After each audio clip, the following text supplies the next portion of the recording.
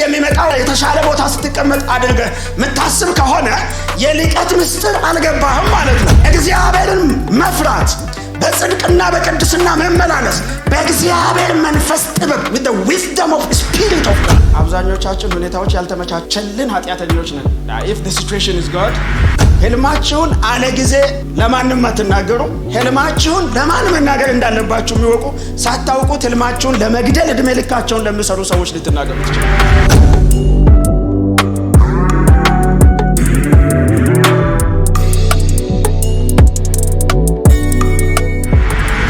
የአካዳሚክ ኤክሰለንሲ አይደለም። በስራ ልምድ፣ በትምህርት ዕውቀት፣ በስልጠና ባገኘናቸው ክህሎቶች ብቁ ተወዳዳሪ መሆን አይደለም። እኔና ጓደኛዬ ህልም አይተን ህልም መተርጎም ብቻ ሳይሆን ህልማችንን ተርጉሞ የተረጎመው ነገር ኦን ታይም 3 ቀን ተብሎ እስር ቤት ጥሩ ነገር አይደለም። ነገር ግን ለሚመጣው ክብር፣ ለሚመጣው ልቀት፣ ለሚመጣው ሹመት እግዚአብሔር መንገድ መጠርገው እስር ቤት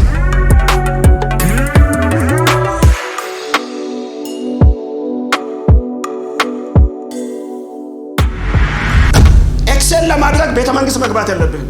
መሪ አማካሪዎችን የማይሰማበት አገር የጥፋት መንገድ ላይ ነው ያለው። ታላቅ በሆነ የእግዚአብሔር ጥበብና ክብር በእስር ቤት ውስጥ መኩራት ትችላላችሁ። አንድ መንገዶች ለሚመጣ ክብር የምትዘጋጁባቸው ሞራ እየገለጡ የሰማይን መንገድ እያጠኑ የሚተነብዩ ሰዎች አሉ።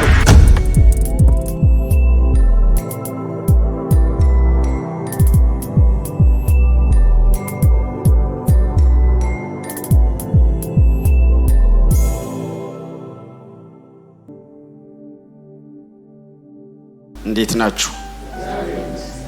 እስቲ በደንብ እግዚአብሔር ይመስገን። አሜን። የተጀመረውን አገልግሎት ነው የሚቀጥለው። መንፈሳዊ ልቀት የአካዳሚክ ኤክሰለንሲ አይደለም። መንፈሳዊ ልቀት በስራ ልምድ፣ በትምህርት ዕውቀት፣ በስልጠና ባገኘናቸው ክህሎቶች ብቁ ተወዳዳሪ መሆን አይደለም። ያ ስፒሪቹዋል ኤክሰለንሲ አይደለም። ያ አካዳሚክ ወይንም ኮምፒቴንሲ ነው። ብቁ ተወዳዳሪ መሆንና እንደ እግዚአብሔር ሰው በመንፈስ ልቀት ለውድድር የማይቀርብ ቀዳሚ ተመራጭ መሆን ይለያል። ስፒሪቹዋሊ ኤክሰል ስታደርጉ እንደ እግዚአብሔር ልጅ ኤክሰል ስናደርግ መስፈርቱን እናሟላለን። ችግር የለም። መስፈርት ችግር አይደለም።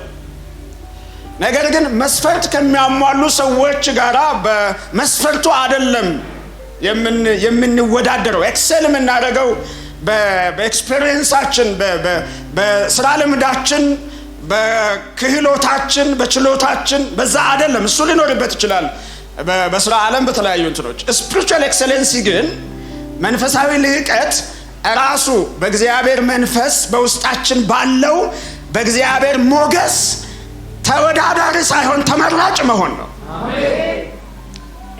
so that is excellency። እና የሚበልጧችሁ ሰዎች ባሉበት ቦታ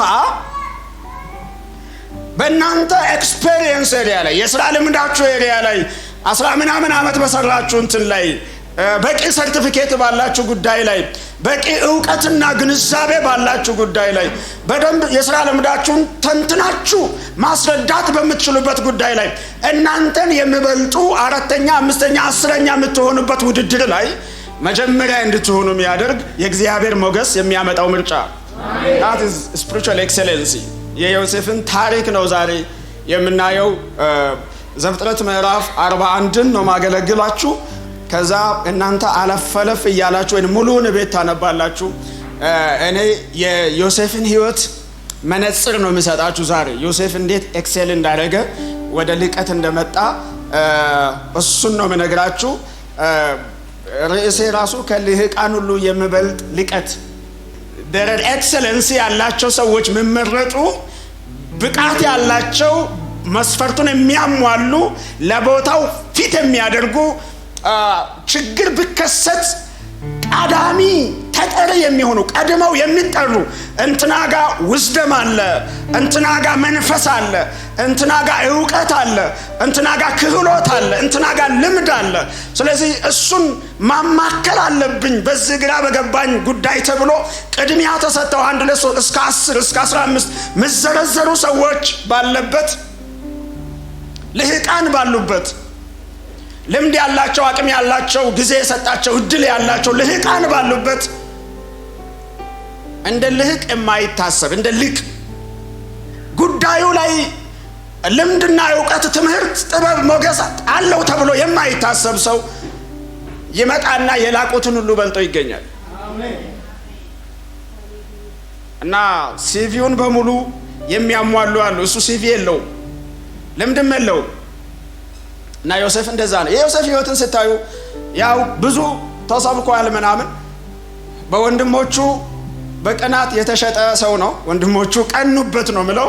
ደግሞ የተሸጠው ተጋፍቶ አይደለም፣ አቃጥሮ አይደለም። እንደምታስቡት ዮሴፍ አቃጣሪ አይደለም፣ አቃጥሮ አይደለም። ለአባቱ ታማኝ በመሆኑ እግዚአብሔር በዮሴፍ ህይወት ውስጥ በሚመጡት ዘመናት ልሰራ ያለውን መንገድ አሳየው፣ ሩቅ መንገድ አሳየው። ያሳየው መንገድ ወንድሞቹ እንደሚሰግዱ የሚያሳይ ነው። ስሩ ያለ 11 ነዶዎች ለዮሴፍ ነዶ ሰገዱ። እሺ በቃ ይሄም ይሁን ተብሎ ታለፈ። ሌላ ደግሞ ህልም አየ፣ ጨረቃና ፀሐይ ሲሰግዱ። ያ ማለት መላ ቤተሰቡ ገና ለ10 ምናምን ዓመት 17 18 ለሆነ ለህፃን ልጅ መላ ቤተሰቡ እንደሚሰግዱ ገና ህልም አየ። ስለዚህ ከህልሞቹ የተነሳ ቀኑበት፣ ወንድሞቹ ቀኑበት። አንዳንድ ጊዜ ያው ህልማችሁን ስትነግሩ፣ ራእያችሁን ስትነግሩ ያግዙናል ብላችሁ ማለት ነው። መጀመሪያ ሰው አያመሰግንም፣ ይከፋዋል። እና ማርያም ይመስለኛል ነገሩን በልቧ ትጠብቅ የነበረው በዚያ ምክንያት ይመስለኛል። ህልማችሁን አለ ጊዜ ለማንም አትናገሩ። ህልማችሁን ለማን መናገር እንዳለባችሁ የሚወቁ፣ ሳታውቁት ህልማችሁን ለመግደል እድሜ ልካቸውን ለሚሰሩ ሰዎች ልትናገሩ ትችላላችሁ። ህልማችሁ ይሁን እንዳይሆን እና ዮሴፍን ሲሸጡት ወንድሞቹ ምንድን ነው ያሉት? እሱ ምግብ ለማቀበል ነው የሄደው። ባይቤ ተንከራቶ ዮሴፍ ምግብ ያደረሰበትን ታሪክ ሲታነቡ ተንከራቶ፣ በጣም ተንከራቶ ነው ምግብ ለነፍስ አድን በሉት እንግዲህ በራባቸው ጊዜ ምግብ አድርሶ ተንከራቶ በበረሃ ተጠምጦ ምግብ ሲያከና ከሩቅ ሲያዩት ያ ባለ ህልሙ መጣ አሉና ምንድን ነው ያሉት? በቃ እንግደለውና ከህልሞቹ የሚሆነውን እናያለን። ዮሴፍን እንግደል እኮ አይደለም፣ ህልሙን ምን እንደሚሆን እናጥፋው አሉ ማለት። እናጥፋውና የማጥፋት ዓላማው ህልሙ እንዳይፈጸም ነው። ህልሞቹ እንዳይፈጸሙ ከህልሞቹ የሚሆነውን እናያለን። እንደውም ያሉት ወንድማችን ነው፣ ባለ ህልሙ መጣ እና እንግደለው። ኤኒዌይ ተሽጦ አጋጣሚ ሆኖ ያው በሮቤል ምክንያት ከጉድጓድ ወጣ፣ ተሽጦ የሄደው ፖጢፋራ ቤት ነው። ከዛ እንድትጀምሩ ፈልጋለሁ። እና አንደኛ በአባቱ የሚወደደው ዮሴፍ ነገር አቃጣሪ፣ ነገር አመላላሽ ስለሆነ ሳይሆን በአባቱ የሚወደደው ዮሴፍ ታማኝ ስለሆነ ነው። ታማኝነት ዝም ብሎ የሚመጣ ነገር ሳይሆን እግዚአብሔርን በመፍራት የሚመጣ ስለዚህ ፖጢፋራ ቤት እንደገባ መጀመሪያ ያደረገው ነገር ባሪያ ሆኖ የተሸጠ ሆኖ ታማኝ መሆን። የዮሴፍን ታሪክ ስታነቡ እያንዳንዱ ፖጢፋራ ቤት ሲገባም እግዚአብሔር ከሱ ጋር ነበረ ይላል። እስር ቤት ሲገባም እግዚአብሔር ከሱ ጋር ነበረ ይላል። ዮሴፍ በመከራ ውስጥ ነው የሚያልፈው፣ እግዚአብሔር ግን ከሱ ጋር ነበረ። እሱ ብቻ ሳይሆን ዮሴፍም ከእግዚአብሔር ጋር ነበረ። ስለዚህ በፖጢፋራ ቤት ታማኝ ስለሆነ የሁሉንም ነገር ሰጠውላል። በቃ ከምስቴ በቀር ማለት እኮ አታስነኩም። ምስት እንግዲህ ያው ከምስቴ በቀር ከባለቤቴ በቀር ሁሉንም ነገር ሰጥቻለሁ። ለአንድ ዕብራዊ ባሪያ፣ ለአንድ አገልጋይ አንድ ግብፃዊ ጌታ ምስቴን አትንካብኝ እንጂ ሌላውን ነገር በሙሉ አይ ቲንክ ይመስለኛል ምስቴን አትንካብኝ ያለው።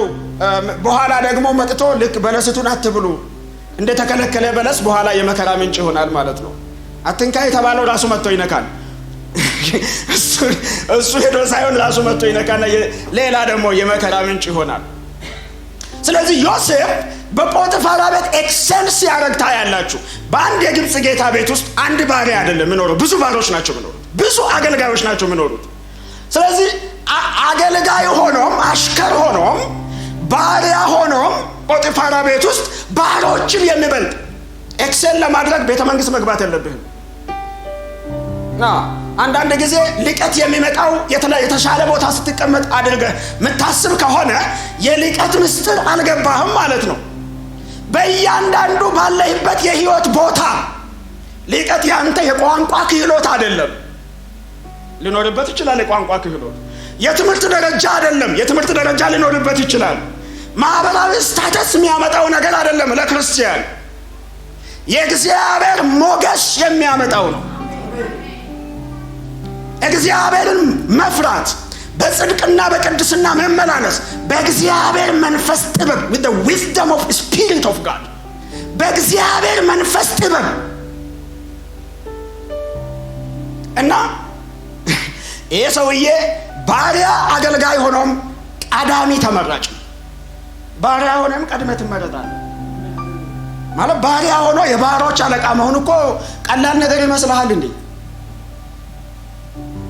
ታማኝ ባሪያ መሆን ራሱ ቀላል ይመስላል እንዴ? ታማኝ ባሪያ፣ ይሄ የመንፈሳዊ ቋንቋ ነው። አዲስ ኪዳን ላይ ታማኝ ባሪያ የሚለው ብሉይ ኪዳን ታማኝ አገልጋይ መሆን ራሱ የአገልጋዮች አለቃ መሆን። አንዳንድ ለምሳሌ መስሪያ ቤት ውስጥ ጄኒተር የጽዳት ስራ አለ። የጽዳት ስራን ትንሽ አድርጋችሁ ነው የምታዩት። የጽዳት ሰራተኞች አለቃ መሆን ያው ሹድ ቢ ክርስቲያን ጽዳት ሰራተኛ ከሆነ የጽዳት ሰራተኛ አለቃ ለምን አይሆን? የጥበቃዎች አለቃ መሆን፣ ብዙ ጥበቃ ያለበት እንትን ውስጥ ጥበቃ ትንሽ ስራ ነው እያልኩ አይደለሁኝም፣ ግን ትንሽ አድርጋችሁ ስለምታዩ ማለት ነው። ስለዚህ በየሄደበት ቦታ ኤክሰል የሚያደርግ የሚመረጥ ነው።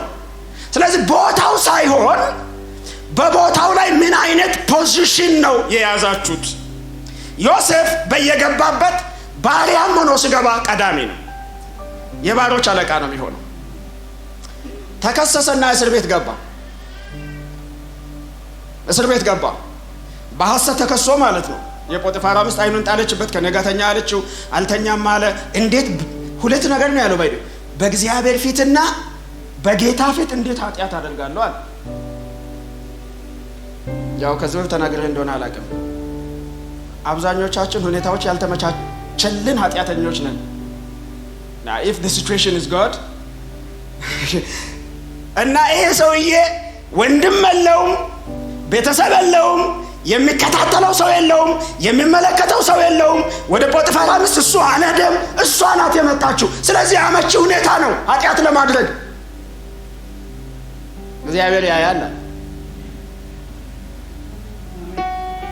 በእግዚአብሔር ፊት እንዴት ኃጢአት አደርጋለሁ? አባቴ ያያል፣ መጋቤ ያያል፣ ሽማግሌ ያያል፣ ፓስተር ያያል፣ ምእመን አጠገቤ ያለ አይደለም።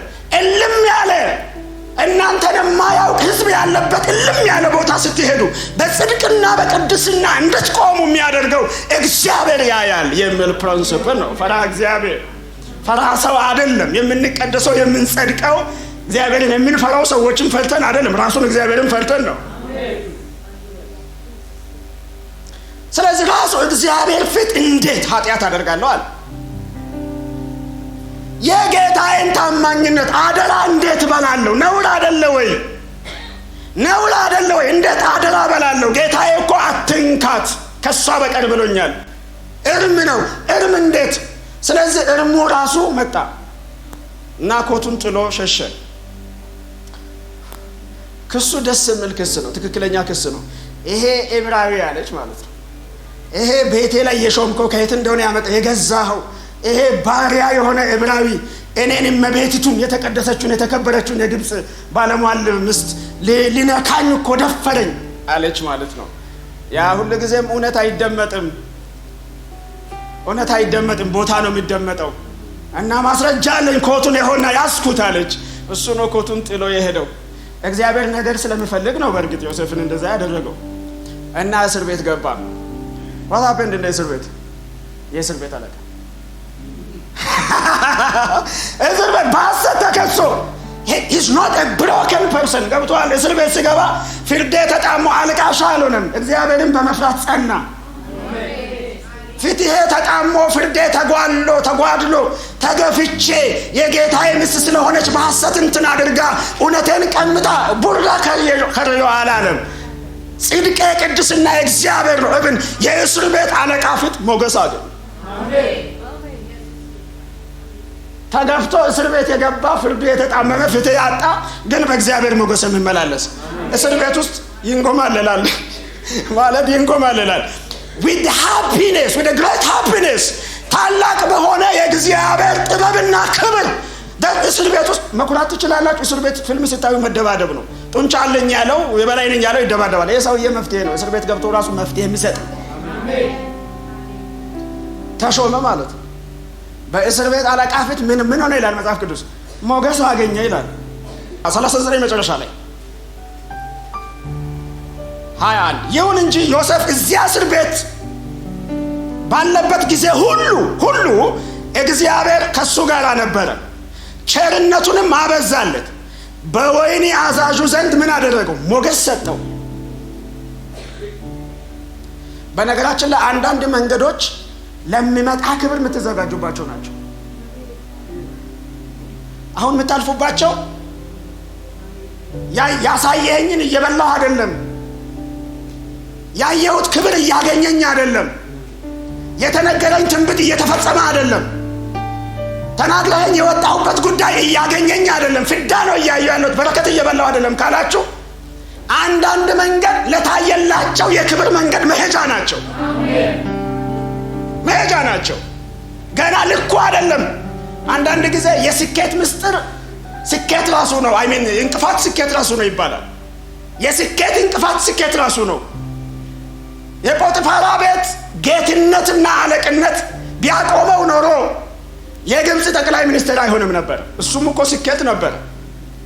እና አንድ መስሪያ ቤት ውስጥ ያላችሁ እድገት የሚያቆማችሁ ከሆነ ልቀት እዛ ያገኛችሁት ልቀት የሚያቆማችሁ ከሆነ ስራ እሱ ብቻ አይደለም፣ ቀጣይ መንገድ አለ። የክርስቲያን መንገድ ሩቅ ነው። የቀበሌ እንትን፣ የዞን እንትን፣ የክልል እንትን፣ የፌደራል ምናምን እንትን የሚያቆመው አይደለም። ደረጃ አይንቾ የሚያቆመው ነገር አይደለም። የኛ መንገድ ሩቅ ነው።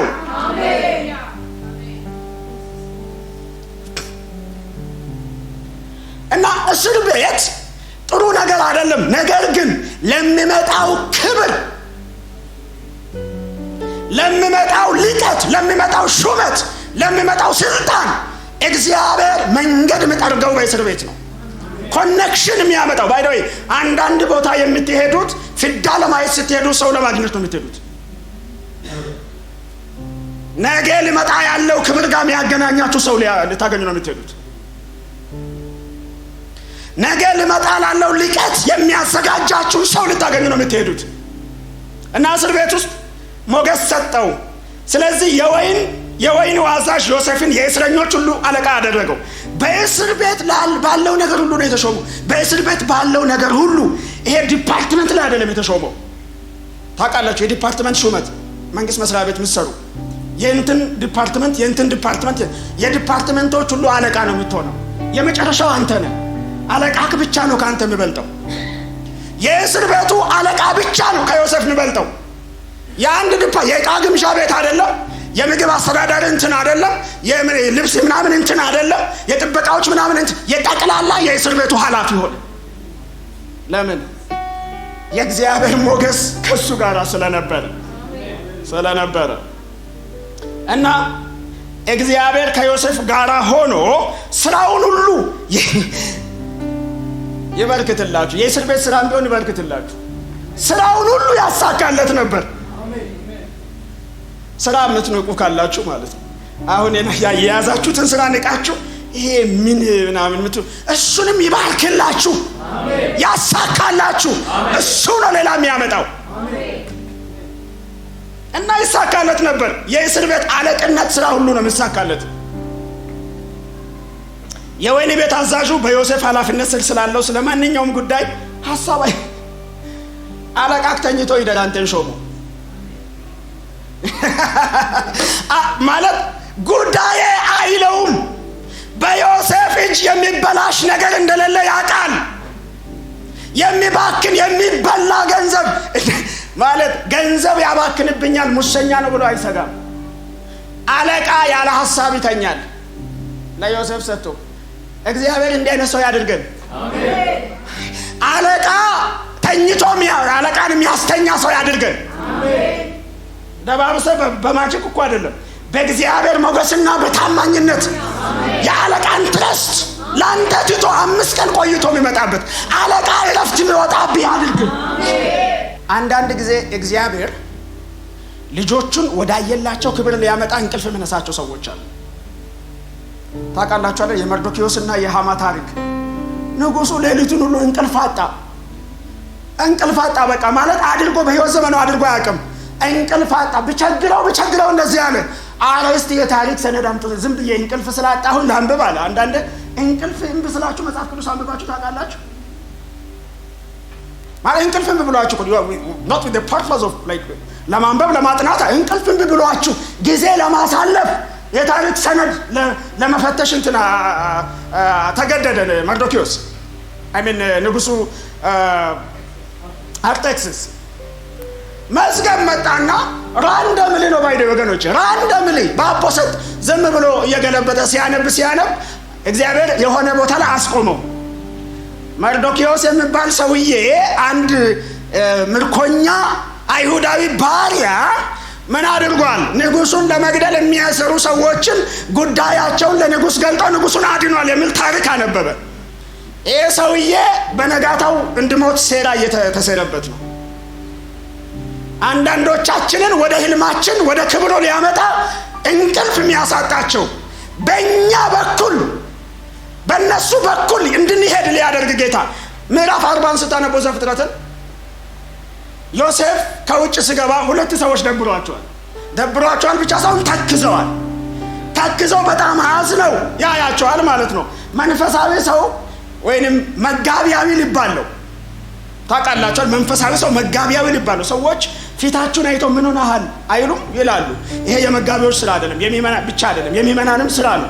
ሰዎችን አይታችሁ ማወቅ አለባችሁ ምን አይነት ነገር ውስጥ እንዳሉ ማለት ነው። ያው ኮይኖኒያም እንደዛ ኮይኖኒያ ስናደርግም ሰላምታ ብቻ ሳይሆን ደህና ነህ ወይ፣ ጤነኛ ነህ ወይ፣ እንዴት ነው፣ ምን ነው ምናምን ጠይቁ።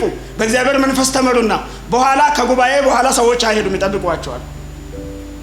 ጉዳያቸውን ሊያካፍሉ ጭንቀት፣ ሁሉም ነገር በጸሎት እዚህ በመጸለይ ጸሎት አይፈታም።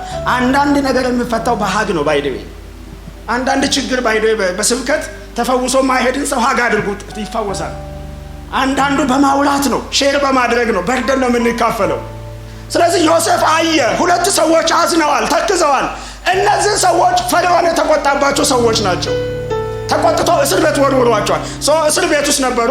ስለዚህ ማታ ህልም አይተው አድረው ነው የከፋቸው ማለት ነው። ስለዚህ ዮሴፍ አያቸውና ምን ሆናችሁ ነው የከፋችሁት አለ፣ ጠየቃቸው። ከዛ ነገሩት፣ ህልማቸውን ተረጎመ። ከዛ እንደዚህ አለ። አንደኛው የጠጅ አሳላፊ አለቃ የነበረ ሰው ህልሙ እንደሚፈጸም ያውቃል ዮሴፍ። ስለዚህ ከእስር ቤት በወጣ ጊዜ አስበኝ አለው። ዮሴፍ እንደተናገረው የጠጅ አሳላፊው ከእስር ቤት ተፈታና ወደ ቦታው ተመለሰ። የግምጃ ቤት አለቃ ነው፣ እሱ ይሰቀላል ብሎ ስለፈታ ተሰቀለ። የዮሴፍ ህልም ተፈጻሚ ቢደረግም ህልሙ እንዲፈጸም ህልሙን የፈታለት የጠጅ አሳላፊ ቤተ መንግስት ገብቶ፣ አንዳንድ ጊዜ ጓደኞቻችሁ፣ ቤተሰባችሁ፣ ዘመዶቻችሁ፣ ወዳጆቻችሁ ቤተ መንግስት ስለገቡ ክብር እንመጣለን እንዳይመስል። ተንጠጥለ አትገባ። አማኝ ነህ አንተ፣ ተጠርተህ ነው የምትገባው። በእንትና በኩል ተንጠልጥለ በዘመድ በኩል ምናምን የገባችሁ ችግር የለብኝም፣ እየወቀስኳችሁ አይደለም። የምትገቡም ግቡ። ትክክለኛ መንገድ ግን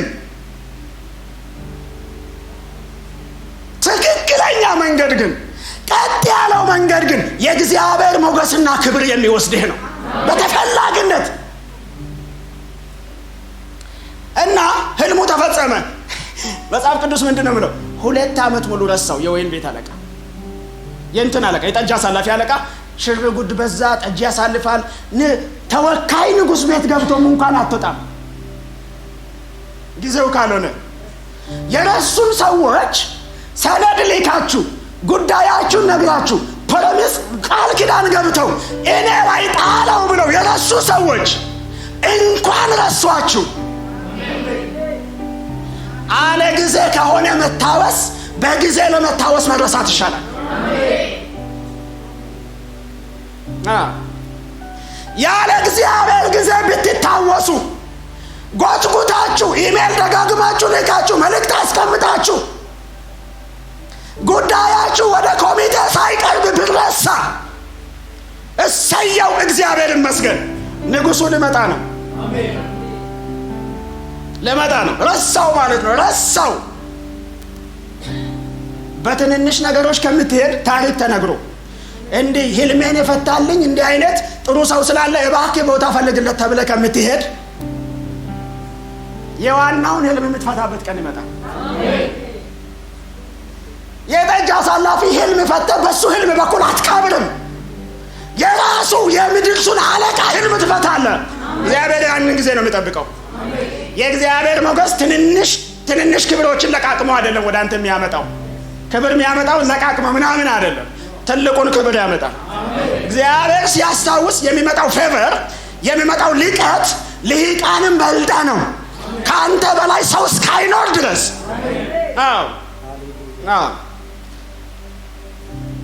የሆነ ጊዜ ላይ ንጉሥ ህልም አለመ።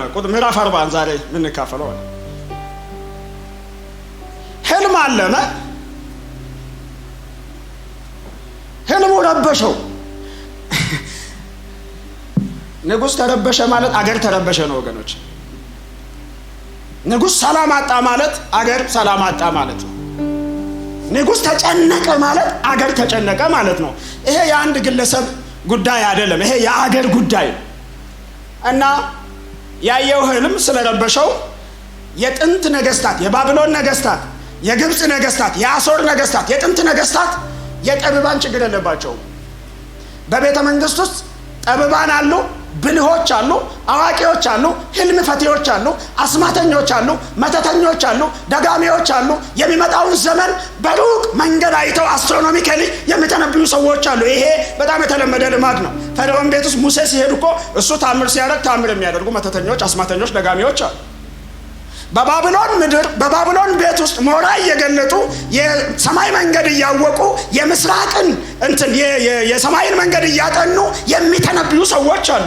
ስለዚህ ምድሪቱ በጥንት ምድር ላይ በአስማተኞች፣ በደጋሚዎች፣ በብልሃተኞች፣ በጠቢባን፣ በአዋቂዎች የተሞላች ናት። ስለዚህ ነገስታት ሲጨነቁ ምንም አይደለም የሚያደርጉት፣ እነሱን ይሰበስባሉ። ጠቢባንን ነው የሚሰበስቡት። ጀስት ብሉይ ኪዳንን ስታነቡ ይህን ነው የምታገኙት። ነገስታት ምስጢር የሆነ ጉዳይ፣ እንቆቅልሽ የሆነ ጉዳይ፣ ግራ የሚያጋባ ጉዳይ ሲገጥማቸው በነጋታው ካውንስል ይጠራሉ። ማለት አሁን በመንግስታት ቤት አሁንም የኛ ቤተ መንግስት ውስጥ አማካሪዎች አሉ። ምክንያቱም አንድ ሰውዬ ሁሉን ነገር መሆን አይችልም። እችላለሁ ካለ አይችልም፣ ከባድ ነው፣ አገር ያበላሻል። ስለዚህ የውጭ ጉዳይ አማካሪ አለ፣ የኢኮኖሚ አማካሪ አለ፣ የማህበረሰብ አማካሪ አለ፣ የህገ መንግስት ጉዳዮች ሁሉም ጉዳይ አማካሪ አለው። ንጉሱ ቁጭ ብሎ አማካሪዎችን ሰምቶ ባይደን መሪ አማካሪዎችን የማይሰማበት አገር የጥፋት መንገድ ላይ ነው ያለችው። ሁሉንም ነገር መሪ የሚተነትን ከሆነ ማለት ነው። ከተነተነም ሰምቶ ነው መሪ ይተነትናል። ሰምቶ ነው የሚተነትነው። አውቆ እንትን ብሎ እሱ ተንታኙ ነው አይደለም። ስለዚህ ልክ እንደዚሁ አሁንም በዘመናዊው ዓለም አማካሪዎች አሉ። የተከበበ ነው መሪ። ከጥንት የተቀዳ ነው ማለት ነው። በጥንቱም ዓለም በነጋታው ካውንስል ይሰበሰባል። ስለዚህ ፈርዖን ህልም አየ። ህልሙ ጨነቀው።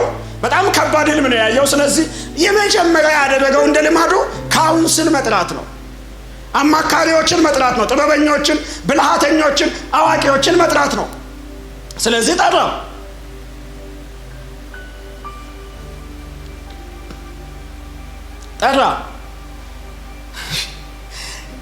ከዚህ በፊት ሁሉንም ነገር የሚፈታለት ምሁር፣ የሚፈታለት አዋቂ፣ የሚፈታለት መተተኛ፣ የሚፈታለት ብልሃተኛ ጥበብ ጠፋው።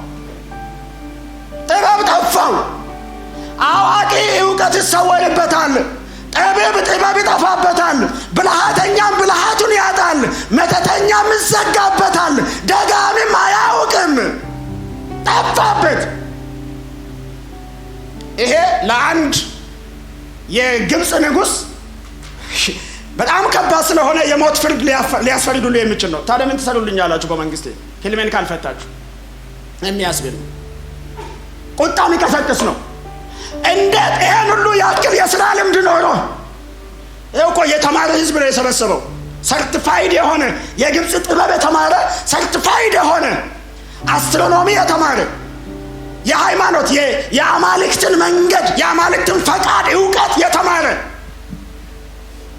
የግብፅ ጉዳይ ይፈታል ብሎ ያመናቸው ልምድ ያላቸው ተሞክሮ ያላቸው እውቀት ያላቸው ጥበብ ያላቸው ንጉሱን የሚያግዙ ሰዎች ናቸው የተጠሩት። ጠፋባቸው፣ አንድም ነገር ጠፋባቸው። ይሄ ቁጣ ይቀሰቅሳል። ንጉሥ አዘነ፣ በጣም ተቆጣ። አንድም አልተገኘም የንጉሱን የፈርዖንን ህልም የሚፈታ ማለት ነው። በዚህ ሰዓት የሰራዊት ጌታ እግዚአብሔር ዮሴፍን የረሳው የጠጅ አሳለ። ድንገት he is not the member of the council። አንዳንድ ጉዳይህን እግዚአብሔር የሚፈታው አንተ በምትጠብቀው መንገድ አይደለም፣ ቦታ ባልሰጠ ሰው ነው።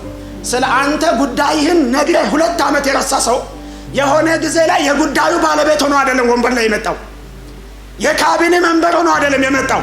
ጠጅ ሊቀዳ ሲመጣ ንጉሥ አዝኗል።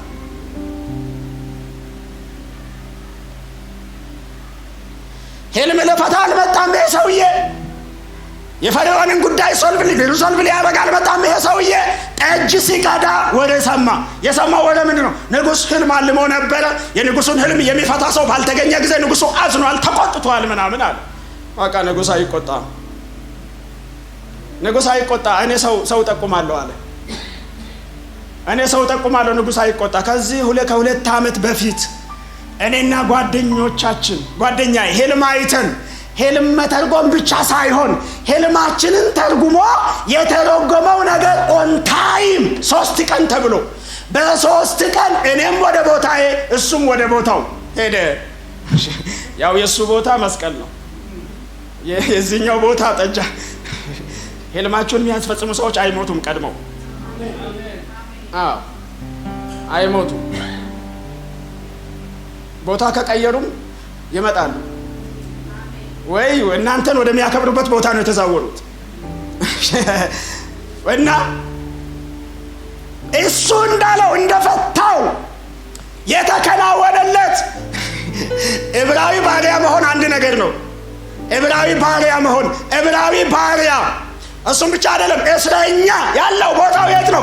እስር ቤት።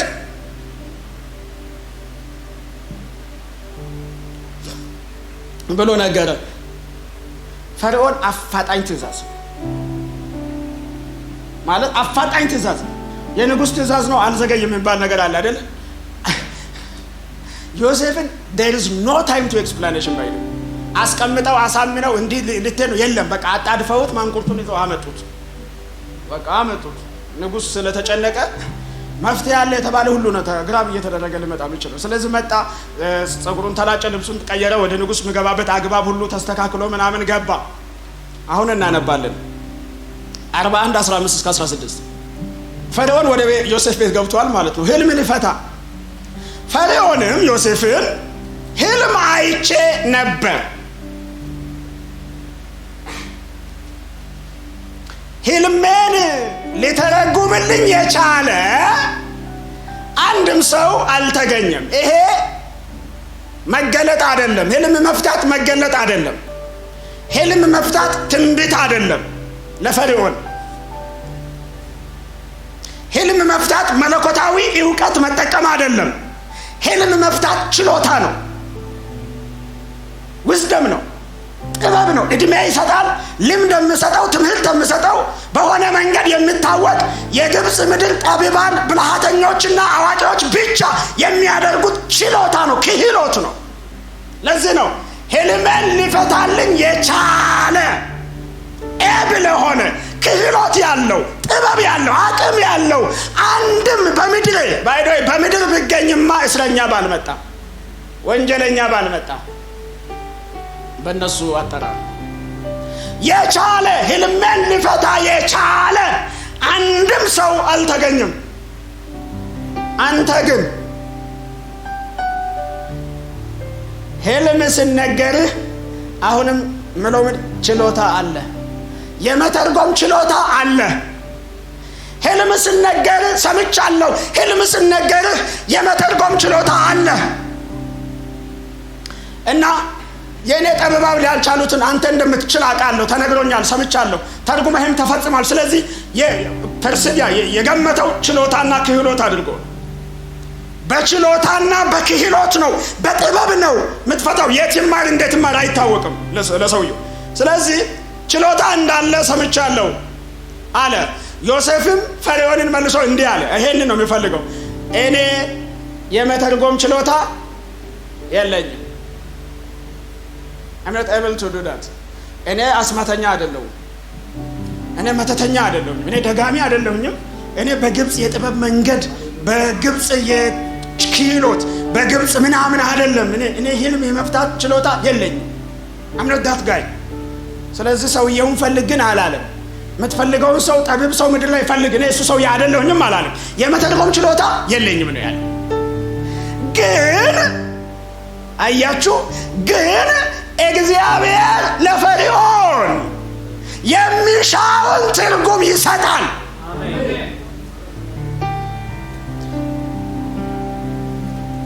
ይሄ ማለት እኔ የምፈልገውን ትርጉም እሰጣለሁ እያለ አይደለም።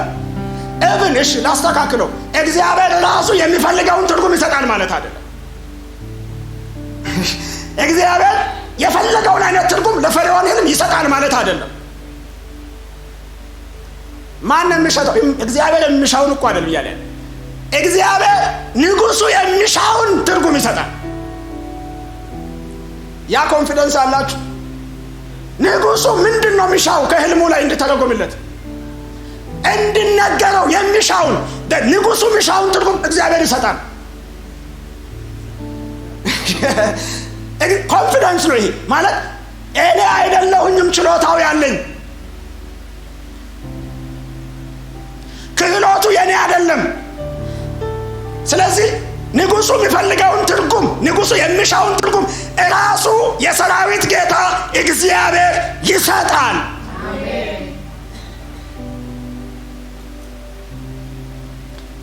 ይህንን የዮሴፍን ህልም የመፍታት ታሪክ እንደገና አጥኑት ቤት ገብታችሁ።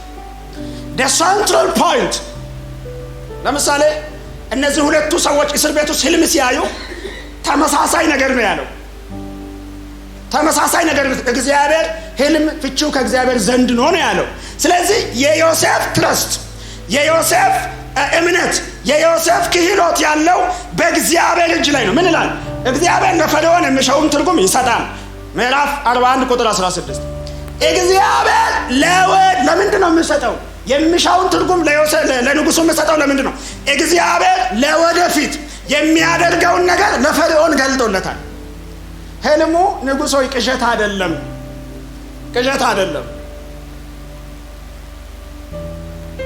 ህልሙ ሊረብሽ አይገባም። የሰራዊት ጌታ እግዚአብሔር በግብጽ ምድር ላይ ለወደፊት ሊያደርግ ያለውን ነገር ምን አድርጎታል? ገልጦለታል። የሚሻውን ትርጉም የሚሰጠው ስለገለጠ ነው። እግዚአብሔር ይመስገን። ቁጥር 25 እና 28 ላይ እንደዚህ ይላል። ቁጥር 32 ላይ 41 ነገሩ ከእግዚአብሔር ዘንድ የተቆረጠ ስለሆነ እግዚአብሔር በቅርብ ጊዜ ምን ያደርጋል? ይፈጽመዋል።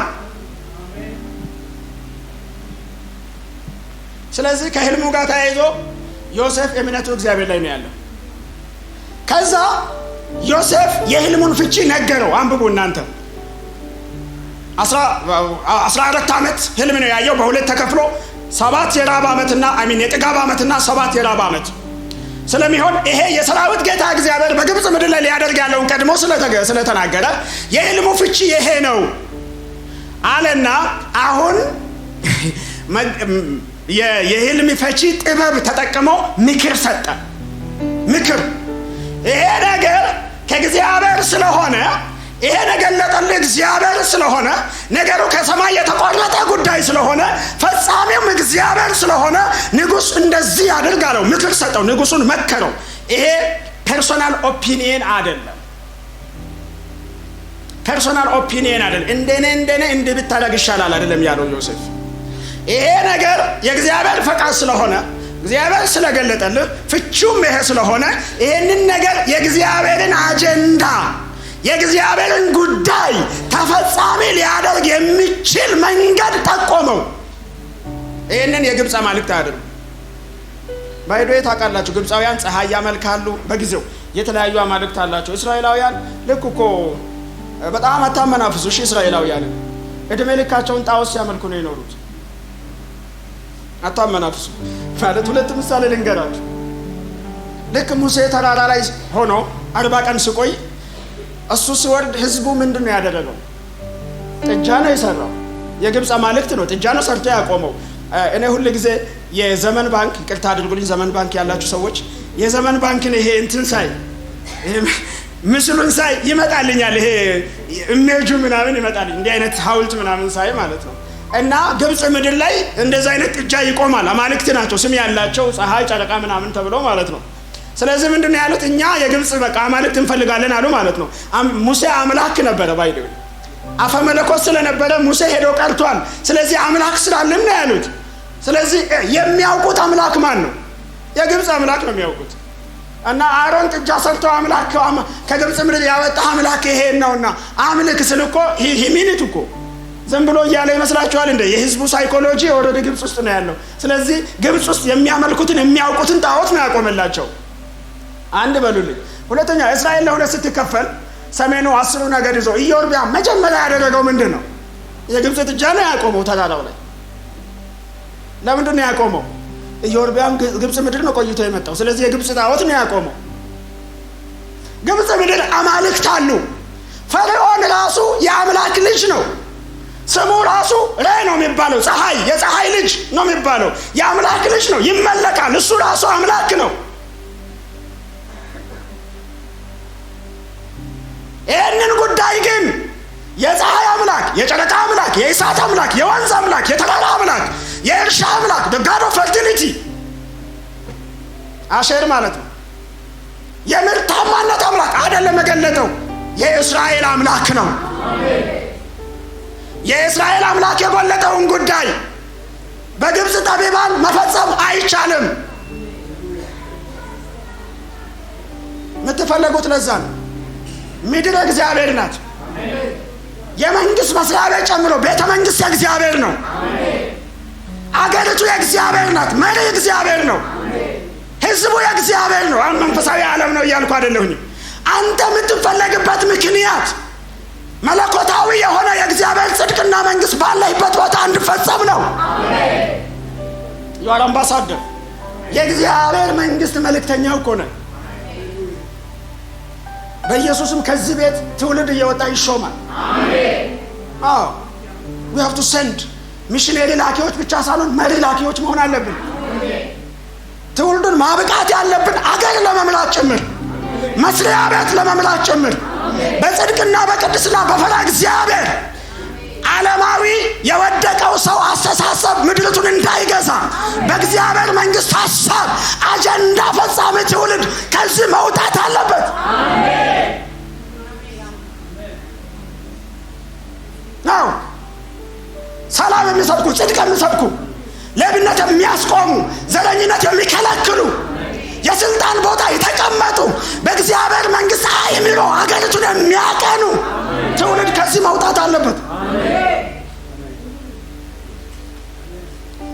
የእግዚአብሔር ፈቃድ ምድሪቱን በጽድቅ በቅድስና መሙላት ነው። ስለዚህ ምድራዊ የሆነው ዓለማዊ ሐሳብ፣ የግብፅ ሐሳብ የእግዚአብሔርን አጀንዳ አያመጣም ከፍጻሜ። ስለዚህ የሰራዊት ጌታ እግዚአብሔር በግብፅ ምድር ውስጥ በጣዖት አምልኮ ንጉሱ ጣዖት ሆኖ በሚመለክበት አገር ህልም አመጣ ጉዳዩን ለመፈጸም። ስለዚህ ምክር ሰጠ። ይሄ ምክር እንግዲህ ፈርዖን አለ ፍቹን ከተናገረ በኋላ ቁጥር 33 እንግዲህ ፈርዖን ብልህና አስተዋይ ሰው ብልህና አስተዋይ ሰው ፈልጎ በመላው የግብፅ ምድር ላይ ጊዜ የለም አሁን ጊዜ የለም አሁን ንጉሱ ብልህ ሰው ፈልጎ አስተዋይ ሰው ፈልጎ ይሄንን ጉዳይ ላይ ከፍጻሜ እንዲመጣ አሁኑኑ ይሹመው አለ። ይሄ ምክር ነው። ይሄ አንዳንዶቻችሁ እንዲህ ልታስቡ ትችላላችሁ። ንጉሥ አርጤክስስ እንቅልፋቶ አድሮ ስለ መርዶክዮስ መልካም አሰበ። ሰነድ ተገኘና መርዶክዮስን ሊሾመው ፈለገ። ከዛ አማካሪውን ጠራ፣ ሃማን ማለት ነው። እና ጥያቄ ጠየቀው። ንጉሥ ያከብረው ዘንድ ለሚወደው ምን ይደረግለታል? ሃማ ምን እንዳሰበ ታውቃላችሁ? ከእኔ በቀር ንጉሥ ሊያከብረው የሚወደው የለም አለና በንጉሥ ፈረስ ላይ ይቀመጥ፣ የንጉሥ ቀለበት ምናምን። ከዛ የንጉሥ ቤተ መንግስት መሪ የሆነ ሰው ፈረሱን ይዞ እያወጀ ንጉሥ ከተማው ላይ ንጉሥ ሊያከብረው ለወደደ እንዲደረግለት እያለ አዋጅ ያስነግር አለ። ይሄ ሲቪው ለማን ነው? ለራሱ ነው። ዮሴፍ እንደዛ አይደለም ያደረገው። የእውነቴን ነው የምላችሁ። ብልህና ጠቢብ ሰው ፈልገህ አሁኑኑ ሹመው ስል እኔ ብልህና ጠቢብ ነኝ፣ እኔ ለቦታው እመጥናለሁ፣ ከኔ በቀር ሰው የለም ብሎ ሲቪ አላስገባ። he just mean it። አንድ እግዚአብሔር መሳሪያ ነው፣ አንድ እግዚአብሔር ዕቃ ነው። በእግዚአብሔር ምድር ህልም የተረጎመ ሰው ነው። ምድሪቱ ላይ ጠቢባን እንዳሉ ያውቃል። አሁን ይሄ የበታችነት ስሜት አይደለም። እና ትልቁን ሰውዬ ከውስጥ ይቀስቅሰው፣ አንተ እንደዛ ነህ፣ አንተ ወደዛ የምትሄድ ነህ፣ አንተ ያንን የምትመራ ነህ ምናምን። እሱንም አይደለም የቆሰቆስኩም አይደለም፣ ትህትና አጉል ትህትናም አይደለም። የሚበልጥ ሰው አለ። በቃ ጠቢብ ሰው ስላለ፣ አዋቂ ሰው ስላለ፣ ብልህ ሰው ስላለ ከግብፅ ምድር መቼም ንጉሱ ብልህ ሰው አዋቂ ሰው ስለማያጣ አሁኑኑ ይሹመው አለ ማለት ነው። አሳይመንት ሰጠው። ከዛ እንደገና ካቢኔ ሰበሰበ ንጉሱ። መጀመሪያ ለህልም ሰበሰበ፣ ሁለተኛ ለህልም ፍቺ ሰበሰበ። ኢየሱስ ጌታ ነው። አንዳንዴ ጉዳያችሁን ነው የምትፈቱት። ለካ የሰው ችግር የምትፈቱ ነው ይመስላችሁ አይደለም? አንዳንዴ ለካ ጉዳያችሁን ነው የምትፈቱት። አንዳንዴ የሰውን ህልም አይደለም የምትፈቱት፣ ለካ የራሳችሁ ህልም ነው የሚፈታው። ግን ታማኙ ነው፣ ታማኙ ነው።